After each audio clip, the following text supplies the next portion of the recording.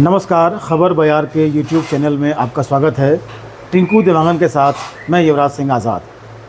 आज हम इस वीडियो में बातचीत करेंगे छत्तीसगढ़ राजस्व पटवारी संघ के प्रांतीय अध्यक्ष भागवत कश्यप जी से। वो हमारे साथ बातचीत करने के लिए मौजूद हैं। अपने बिजी शेड्यूल में से कुछ वक्त उन्होंने हमें दिया है। उनसे बातचीत करते हैं कि राजस्व पटवारियों की जो शासन के साथ जिस तरीके से परिस्थितियां हैं इस संघ की पटवारियों के हितों को लेकर, तो क्या कुछ जानकारी देना चाहते हैं, क्योंकि अभी कुछ दिन पहले एक स्ट्राइक हुई थी इनकी, तो उनसे बातचीत करते हैं सीधा। तो भागवत भाई, सबसे पहले बहुत बहुत स्वागत है आपका। नमस्कार। और धन्यवाद भैया। ये जानना चाहेंगे कि जो राजस्व पटवारी संघ है, आप उसके प्रांतीय अध्यक्ष हैं जी। तो अभी कुछ दिन पहले आप लोगों ने हड़ताल की थी जी जी। तो क्या कुछ समस्याएं हैं जो हर शासन काल में उभर कर आती हैं और लगातार आप लोग संघर्ष करते रहते हैं? देखिए भैया, समस्याएं ऐसा है वो तो आजीवन बनी रहेंगी, हम भी मानते हैं। मगर इस बार के आंदोलन में हमने जिस समस्या का मसला उठाया था, उसके बारे में बताऊँ आपको। ये मूल रूप से आम जनता, आम किसानों से जुड़ा हुआ था। आज राजस्व का सारा अभिलेख ऑनलाइन हो गया है, भूया सॉफ्टवेयर के माध्यम से ऑनलाइन किया गया है। वो सॉफ्टवेयर 2016-17 में लॉन्च हुआ है, उससे पहले भी हुआ था लेकिन रेगुलर आया 2016-17 में। सॉफ्टवेयर में कुछ इशू हमेशा आते रहता है, जिसके लिए हमने शासन को कई बार अवगत कराया है, मगर उस हिसाब से उसको अपडेट नहीं कर पा रहे हैं। हमने भी देखा कि किसानों को इस सॉफ्टवेयर के कारण बहुत ज़्यादा समस्याएं हो रही हैं। तो किसानों की समस्याएं जो लोग 32 समस्याओं का हमने उसमें उल्लेख किया था, और उन 32 सूत्री समस्याओं को लेके हमने आम जनता की लड़ाई लड़ी थी। भले लोगों को ये लगता हो कि पटवारी अपने लिए लड़ रहे हैं, लेकिन वो ऐसा ही है कि भाई सरकार तो मेरे को तनख्वाह दे देगी, मगर आम जनता को जो समस्याएं हो रही उसका निराकरण कैसे होगा? यानी अगर समस्याएं आपको हो रही तो आम जनता को तो होना स्वाभाविक है। बिल्कुल जाहिर सी बात है, स्वाभाविक है भैया। क्योंकि देखिए, हम आम जनता से जुड़े हुए हैं। आज आप मात्रात्मक त्रुटि अगर हो रहा है आपके रिकॉर्ड में कुछ, तो उसके लिए आज आपको एसडीएम साहब का आवेदन देना पड़ेगा। आपका नाम अगर राम है और वो गलती से अगर रमा लिखा गया है, तो उसके लिए आपको आवेदन देना पड़ेगा। जबकि जिस समय मैनुअल होता था तो उस समय ऐसा था कि आप आए बोले कि मेरा नाम राम है, अभी रमा लिखा गया, तो हम मैनुअल में चेक करते थे और फिर आपका आधार कार्ड या जो भी वोटर आई डी वगैरह देख के हाँ ठीक है, सुधार दिए। मगर आज हमारे पास तो ऑप्शन नहीं है। और सबसे बड़ी विडंबना वाली बात यह है कि आम जनता को इसका पता नहीं। आम जनता डायरेक्ट हमसे संपर्क करती है, बोलती है मेरा रिकॉर्ड ऐसा हो गया, मेरे रिकॉर्ड में मेरा रकबा कम हो गया है, मेरा नाम बदल गया है, मेरी जाति बदल गई, मेरा पता बदल गया है, और उसको सुधार करने का हमारे पास कोई उपाय नहीं है। यानी इसको जहाँ तक मैं समझ पा रहा हूँ कि तकनीकी खामियां जो आती हैं उसका दोषारोपण कहीं न कहीं पटवारियों पे आता है। हाँ, तकनीकी खामी कुछ भी आए तो सबसे पहले दोषी उसमें पटवारी को ही मानते हैं। मैं तो आम जनता से अनुरोध करना चाहूँगा कि एक बार आप आइए, पटवारी से मिलिए, समझिए हमारी बातों को कि किस प्रकार और क्यों ये समस्याएं हो रही हैं। हमने माननीय राजस्व सचिव सर से मिला, मंत्री से भी, संचालक सर से मिला, उन सबके सामने इन सब बातों को रखा। बीच में जब हमारा हड़ताल जब स्थगित की, उस समय अच्छी खासी सकारात्मक चर्चा भी हुई थी। हाँ, उसके बाद ये हुआ कि भूया में कुछ सुधार किया गया, अभी भी सॉफ्टवेयर अपडेट कर रहे हैं। तो उम्मीद है कि आने वाले समय में बहुत ही अच्छा सॉफ्टवेयर भी मिलेगा हमको और किसानों की समस्याओं का निराकरण भी होगा। मगर अभी स्थिति बोलेंगे तो बहुत ज़्यादा अच्छी नहीं है, अभी भी समस्याएँ बनी हुई है। एक जो ग्रेड पे को लेकर जो आप लोगों की बात शासन से रहती है, उसमें क्या कुछ खामियां नज़र आती हैं जो आप लोग लगातार इस मांग को उठाते हैं आप लोग? देखिए, ग्रेड पे के लिए हम लोग इसलिए रखते हैं, पटवारी की योग्यता आप 12वीं रखते हो।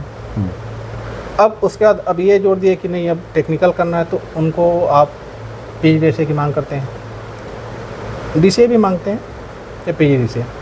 तो अब ये बताइए, PGDCA करने के लिए तो ग्रेजुएशन करना जरूरी है। उसके ऊपर ये है कि आज डेट में जितना सारा टेक्निकल हो रहा है, ना केवल भुइयाँ बल्कि क्रॉप कटिंग का जो सर्वे आता है, ऑनलाइन क्रॉप कटिंग करते हैं। कभी स्वामित्व का आया है जिसमें हमको बड़ा बड़ा नक्शा दिया गया है, जिसको गूगल ऐप के माध्यम से अब उसको मतलब अपने को सेट भी करना है और मतलब उसमें भूखंड वगैरह जो भी उसका है तैयार वगैरह करना है, स्वामित्व योजना के अंतर्गत काम करना है हमको। अब हमारा कहना है, जब इस तरह की टेक्निकल सब बातें आ रही हैं और अब ये हमारी जो ग्रेड पे है और हमारी योग्यता का 12वीं रखें, हमने तो शासन से मांग भी की कि भाई इसकी योग्यता को आप कम से कम ग्रेजुएशन कीजिए। हम तो ये चाहते हैं कि इसमें बल्कि आप टेक्निकल रूप से, या तो सिविल इंजीनियर लीजिए आप, क्योंकि जिस तरह से आप चाहते हैं कि आज के डेट में पूरा टेक्नोलॉजी का युग है और टेक्नोलॉजी के युग में आप चाहते हैं पटवारी काम करें, तो पुराने पटवारी तो नहीं कर पाएंगे उस हिसाब से। हम खुद बहुत ज़्यादा अच्छा से काम नहीं कर पाते हैं आज के डेट में, क्योंकि टेक्नोलॉजी आप पूरा ला दिए लेकिन उस हिसाब से ना प्रशिक्षण दिया जाता है, ना हमको सबका ज्ञान है। ये आपने बड़ी बात पॉइंट आउट की है कि तकनीक का तो आप लेके आ रहे हैं, अत्याधुनिक तकनीक लेके आ रहे हैं, लेकिन प्रशिक्षण का क्या? तो ये कहीं ना कहीं अभाव, तो इसके लिए बातचीत होती है आप लोगों की? हाँ, इसके लिए बात होती है, प्रशिक्षण के लिए बात हुई है। और इसमें आपको जब बात बता दे रहा हूँ कि शासन सारा काम ऑनलाइन करवाना चाहती है हमसे, मगर संसाधन के नाम से आपको पता है आज तक हमको न कंप्यूटर दिया गया है, न इंटरनेट है, न प्रिंटर है, न किसी प्रकार का कोई भत्ता दिया जा रहा है। हमने शासन से मांग की कि भाई आप हमसे काम लेना चाहते हैं तो आप हमको संसाधन उपलब्ध कराइए। आज आप भी जान रहे हैं कि अगर मैं इंटरनेट चलाऊंगा तो नेट भत्ता तो कम से कम मेरा हक बनता है, या तो फिर मैं अपने खर्चे से करूं। मेरा तो ये कहना था कि शासन अगर चाहती कि नहीं हम नहीं देंगे तो बिल्कुल आप मत दीजिए। आप जब भी पटवारी की वैकेंसी निकालते तो उसमें स्पष्ट कर दीजिए कि आपके पास खुद का संसाधन होना चाहिए, खुद का नेट भत्ता होना चाहिए, खुद का मोबाइल हो, तब आप कर पाओ करेंगे। क्योंकि अभी देखिए बता रहा हूँ, अभी कुछ दिन में डिजिटल क्राफ्ट सर्वे करके हो रहा है। डिजिटल क्राफ्ट सर्वे के अंतर्गत ये है कि प्रत्येक किसान के खेत पे, प्रत्येक किसान पर भी जाके वहाँ पे फ़ोटो खींचना है और जो भी क्राफ्ट लगा है उसको अपलोड करना है।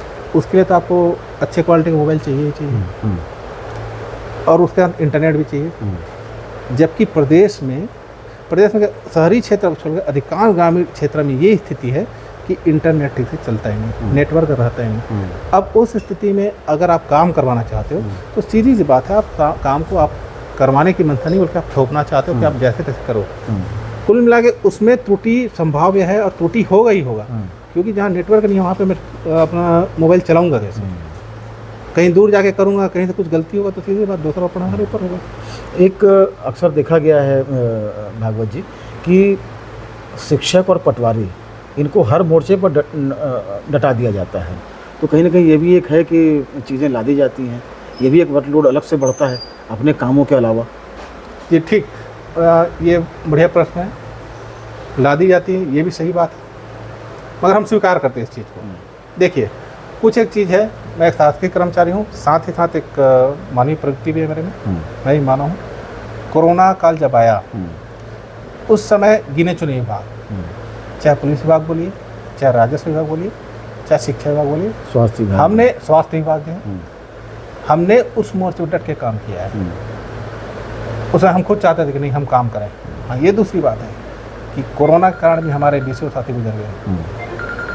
हाँ, लेकिन एक तकलीफ भी होती है, लेकिन हाँ एक मन में गर्व भी महसूस होता है कि विपरीत परिस्थिति में हमने शासन के साथ काम किया, लोगों के लिए काम किया।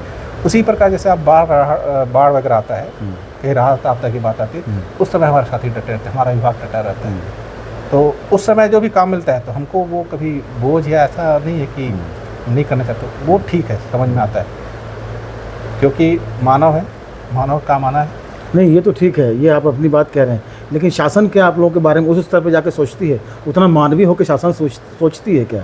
क्योंकि लगातार आप लोगों का जो है वो सरकार के साथ तो कहीं ना कहीं वो टकराहट बनी हुई है ना, तो एक तरफ आप मानवीय हो रहे हैं और शासन जो है एक तरह से कहें तो उस लेवल पे नहीं आ पा रही है, आपके बारे में नहीं सोच पा रही है, तो कहीं ना कहीं ताली दोनों हाथों से बजनी चाहिए, जहाँ तक हमारा ये मानना है। ये आपका ना सही है, इन्हें तो अपनी अपनी प्रवृत्ति है, किस सरकार की बात करें, किस शासन की बात करें। हमने तो बीजेपी का भी देखा है, कांग्रेस का भी देखा है, फिर बीजेपी का देख रहे हैं।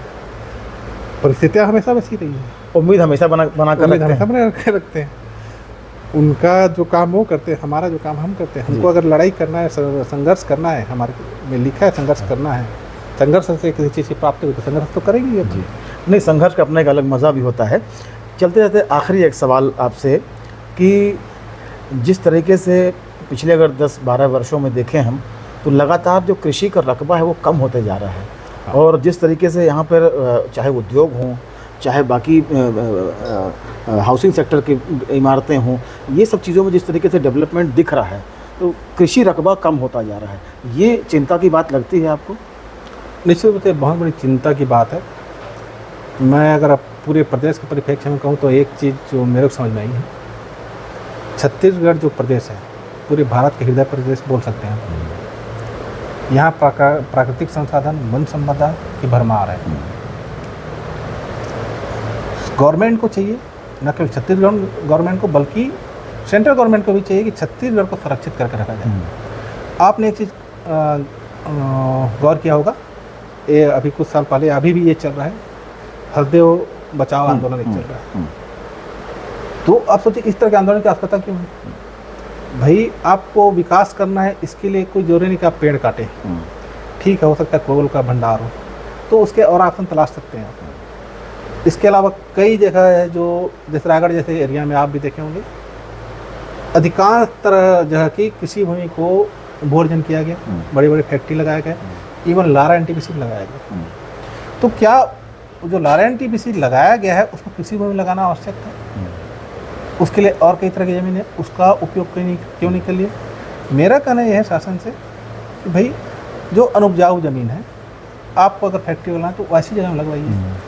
अगर आप कृषि भूमि लगाते हैं तो कुछ दिन के लिए तो अच्छा लगता है, मगर उसका जो दर्द है, जो पॉल्यूशन जो आज के डेट में रायगढ़ में आप देख रहे हैं, उसका दर्द तो हम झेल रहे हैं। शहरी क्षेत्रों में भी जो सरकारी ज़मीन है वो ख़त्म हो रही है। शहरी क्षेत्र में सरकारी ज़मीन खत्म हो रही है। आज स्थिति ये हो गई है कि शहरी क्षेत्र में आपको शासकीय काम के लिए भी ज़मीन नहीं मिल पा रही है। पिछले गवर्नमेंट में तो ये किए कि शासकीय ज़मीन अधिकांश को बेच दिया गया। अब ये समझ में नहीं आ रहा कि विकास कार्य के लिए अगर आपको शासकीय ज़मीन चाहिए तो आप लाएंगे कहाँ से? भाई आप तो ऐसा है कि विकास एक तरफ आपको विकास करना है, लेकिन ये विकास का विनाश की तरफ ज़्यादा अग्रसर हो रहे हैं। आज खेती किसानी के लिए ज़मीन उपलब्ध नहीं हो पाएगी लोगों को, तो करेंगे क्या? आज हमारा देश मतलब हमारा प्रदेश जो है, छत्तीसगढ़ को धान का कटोरा कहा जाता है, मगर ये स्थिति रही तो आप खुद सोच के देखिए कि वो जो धान का कटोरा जो बोलते हैं वो सिर्फ शब्दों में सीमित रह जाएगा, धान कहीं पे नहीं मिलेगा। क्योंकि जिस तरह से पॉल्यूशन बढ़ रहा है, जाहिर सी बात है कि पैदावार भी कोई बहुत अच्छी नहीं होने वाली है, और खेती किसानी कृषि भूमि पे फर्क तो पड़ेगा ही पड़ेगा। जी, चलिए बहुत बहुत धन्यवाद बातचीत करने के लिए भागवत जी, और काफ़ी अच्छी बातचीत है जी। तो ये थे भागवत कश्यप जी, जो कि छत्तीसगढ़ राज्योत्सव पटवारी संघ के प्रांताध्यक्ष हैं, और कई मुद्दों पर बातचीत की, अपने संगठन को लेकर बातचीत की, अपने पटवारी साथियों के समस्याओं को लेकर बात की, और वो तमाम बातें की जो आज के समय में चिंताजनक कही जा सकती हैं। बहरहाल आज के इस वीडियो में बस इतना ही। हमारे खबर बयार के यूट्यूब चैनल को अधिक से अधिक सब्सक्राइब करें, हमारे कंटेंट लाइक करें, शेयर करें और हमें मदद करें। नमस्कार।